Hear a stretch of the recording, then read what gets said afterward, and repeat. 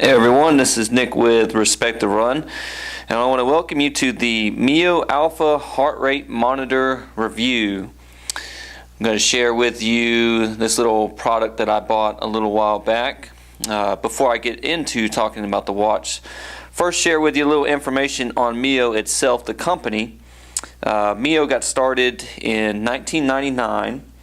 The CEO, Liz Dickinson, she created the first strapless heart rate monitor, and I'll actually show you a previous watch of what they kind of first started with, or at least one of the first ones I kind of bought, and it'll kind of show how that works.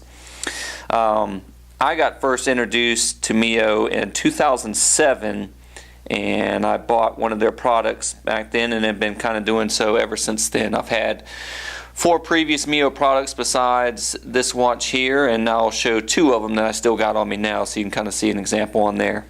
Alright, so let's go over some of the features of the watch itself. The first biggest thing offered by it is there's no chest strap at all to take your heart rate, which is completely awesome. Now, it offers continuous heart rate.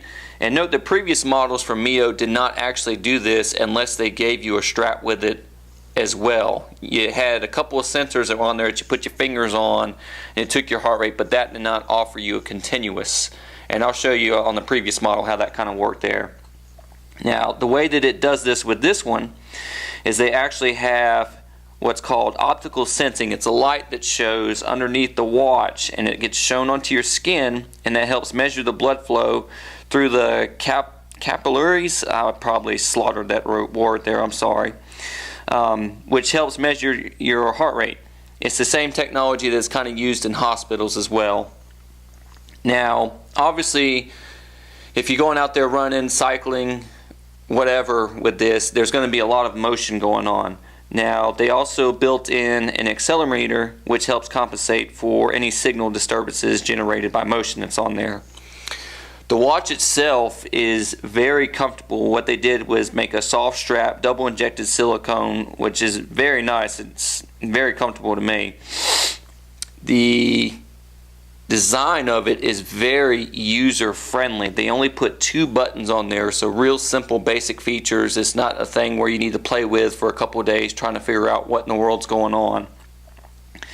The watch itself is also rechargeable. So it's got a rechargeable battery, and it's done by this little device right here. And it's waterproof, but according to what I read on the MIO site, it's not recommended that you press any buttons while you're underneath water. So it's not actually going to take your heart rate underneath the water. And as far as what I've read on reviews, they also don't recommend that as well. Now, there's a Bluetooth that is in the phone as well, Bluetooth 4.0. And that will help connect with your smartphone, and it works with all kinds of various apps. I'm going to list up on the screen now on which ones actually work with it. That's listed so far, and they say that there's more, but this is the top ones they have listed on their site. Alright, and just show you off the watch a little bit here. First thing, obviously, you can see that it does the time for you, but that's really about it. It doesn't show the date, unfortunately, for you, so time is really the only basic feature you're going to get from it as being a watch. But to show you how simple it works to get your heart rate, all you got to do is go right here to the right button, hold it. It takes about 5-10 seconds and it should pop up my heart rate.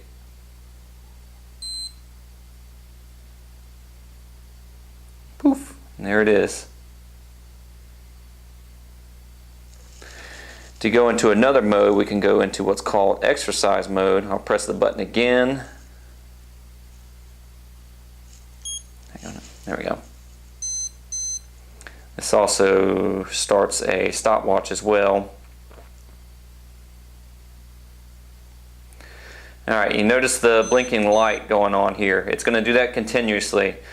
Blue means I'm underneath my target zone, target heart rate zone.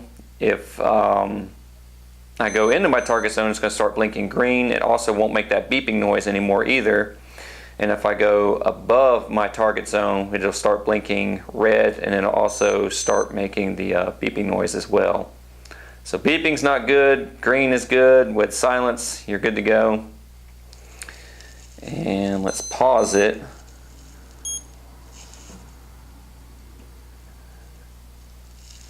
Let's get out of it. Real simple. Just hold it. And we're back to the time. And about as far as the only data that gets saved on the actual watch itself is only your last run. And you review that by pressing on the left button.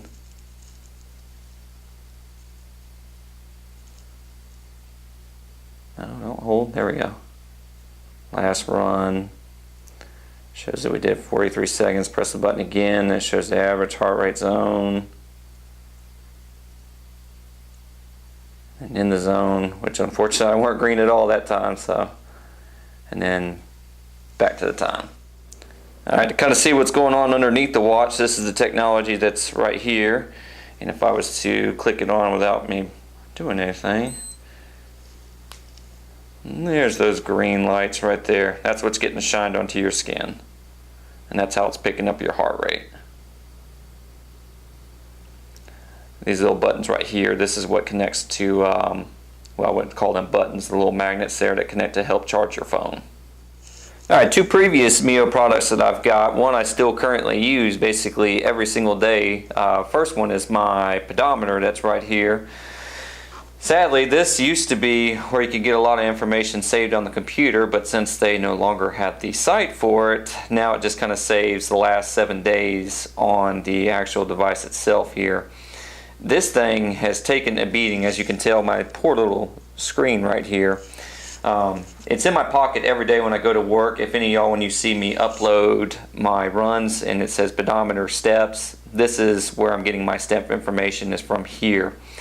And this bad boy even got washed in a washing machine on accident. It didn't make it to the dryer, thank gosh, because it probably would have really ruined it then. But just to give you an example of how it could take a beating and still kind of keep on ticking, this has done it for me here. This is one of two previous watches I've had. And just to give you an example of how their old technology used to be, like I said, it's strapless, but this is how you had to kind of get it. You put your fingers right up here on the side. And now we're going to wait.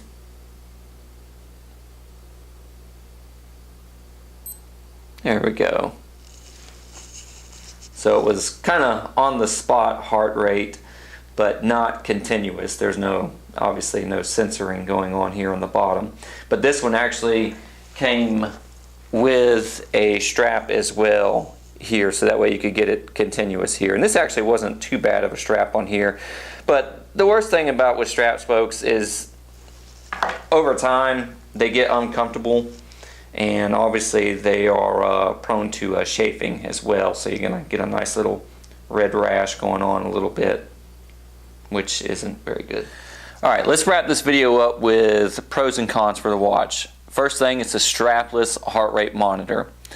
Second, through independent testing I saw online, they have this heart rate listed as 99% accuracy. That's very good.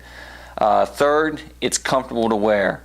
Fourth, it's a simple design with only 2 buttons, so there's no real big learning curve for you to do. Fifth, rechargeable battery life. That's very good. Last is going to be the Bluetooth capability, which helps connect with your smartphone so you can get some extra features out of it.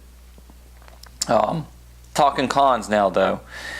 If you don't have a smartphone, or you're not somebody that runs typically with your smartphone, you're not going to get any extra features, and the watch unfortunately doesn't connect to the computer, and you're only going to get your last run's information on there, so there's no big memory that's on there. That kind of sucks. The rechargeable battery life is good, but this is as much cord they gave you to work with here. And this has been my biggest pain in the butt with it so far, is this trying to connect with a computer or just into a plug. There's no backlight for it as well, so if you're running in the dark or wanting to see the time in the dark, and that's not going to happen too much unless you're shining your watch or your phone at it. Lastly, the price point is $200 for it. It's a little bit high considering how much other models cost out there.